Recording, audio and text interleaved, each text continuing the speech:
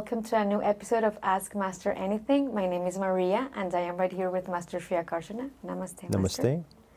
Thank you all for being here and thank you for posting your questions on the Creators app. We have a question from Jarota Milan and the question is, right now I'm suffering from an emotional breakdown, so all I want to ask Master is how to overcome from this situation. Emotional breakdown, then must be things are happening in their life. Emotions, the best way to settle emotions is through breath work. Slow inhale, exhale. So when we take a slow, long, deep breath, for sure emotions will calm. The problem when we are having emotional breakdown is because when emotions is high, intelligence is low. So we end up thinking certain ways, saying certain things, taking certain actions that could lead us to more disaster, more negativity. And another thing as well to understand is that energy loves attention. Meaning when there's negative energy, you give it some attention, you find there's more problems and more challenges. When there's positivity, you give it more energy, you have more positivity. And so in a time when they have an emotional breakdown, it means that negative emotions are spiraling out of control. But it's very simple strategy to bring it back in control. And there's a few things they can do. The first thing is with breath work. If you breathe with me now, and slow exhale.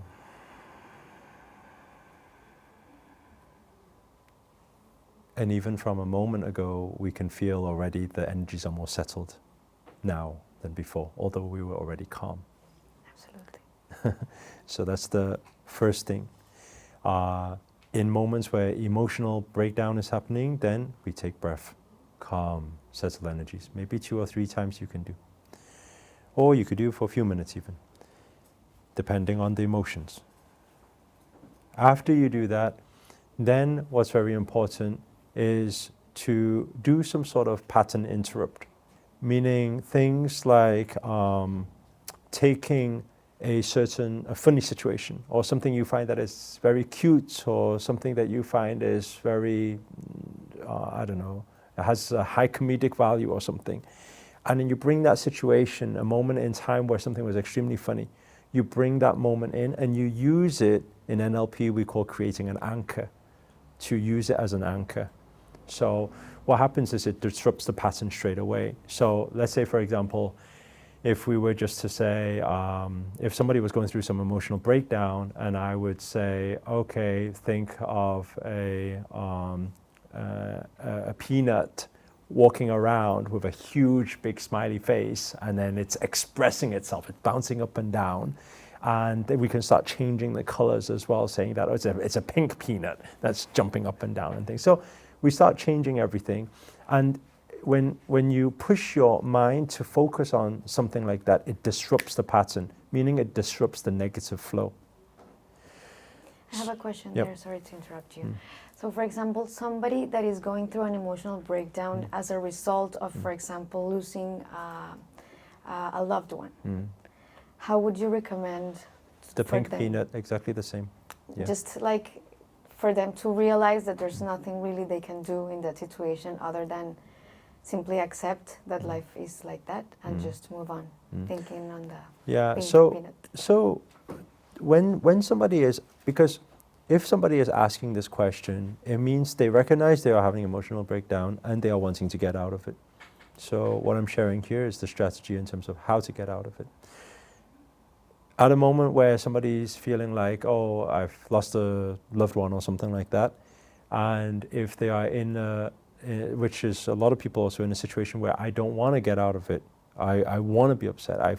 They do in that moment. I am unhappy, and I should be unhappy. Then obviously that's where they are at that time. But for a person who wants to change, then the strategy is very simple. It's just to say, we do this pattern interrupt. After the pattern interrupt then is to, now with a calm situation, and all our focus is not towards that situation, is to think, of all the things that you are grateful for. So if we should look at step 3, it will be everything we're grateful for. And in every moment, we can say, I'm grateful for life. I'm grateful for breath. What are you grateful for? For my body. For your body. My family. I'm for your grateful family. for this space that allows us to share the knowledge that you have with people who are needing to listen to these words. So we go into those gratitude, and you cannot be angry, upset, and having an emotional breakdown while thinking about gratitude. So then you start shifting. So we calm the energy. Then after calming the energy, we disrupt the pattern. After disrupting the pattern, then we change and start focusing on positive things. Then our vibrations will naturally be shifting towards joy, love, peace. So now our vibrations are shifting. And from there, then we create in every moment. We need to make a decision. After that, our vibrations are strong. Now what is our intention now? Is our intention to mourn over something, to be unhappy about something, or to be angry or upset about something? Or is our intention now I need to move forward in life now? And so the final thing is now to set a positive intention to move forward with it. And then just focus on that. Now, obviously, when we say it, it seems, oh, that's it. But in the moments, obviously, it's tough. But as long as there is a desire to change that state, and they follow those steps, and it will come up again, maybe in 5 minutes, 10 minutes, maybe in 30 minutes, it will come up again. We do the same practice again, and we do the same practice again. After a few days, after a week, then things will start to settle. But that is the procedure we use, and we build it in our system so it becomes normal to us. What you said there is very interesting, because sometimes, I don't know how many of the people who are listening can relate to this, but a friend comes to you and you know exactly the advice that you want to tell them. Because at that moment it's easy for you to give that advice because you're not going through that problem or that situation that they are facing. So when you take yourself out from that situation and see it, as you say, as it is, then it's easier for you to take that advice yourself. Because sometimes we just give advices because it's easier for us that we're seeing it from outside.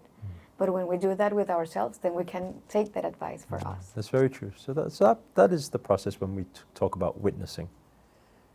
When things happen, we witness it happening, but we don't have emotional attachment to everything happening. So then we stay in control then. We are not carried by our emotions.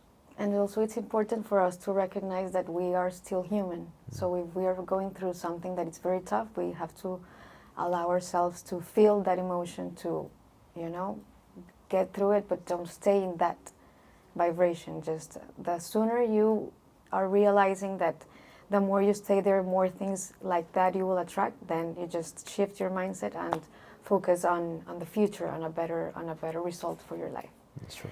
Thank you so much, Master. Namaste. Thank Namaste. you everyone for being here. Remember to write all of your questions on the Creators app. If you found this video valuable, remember to hit the like button. If you haven't already, subscribe and let us know where you're tuning in from. It's always good to know. Thank you so much.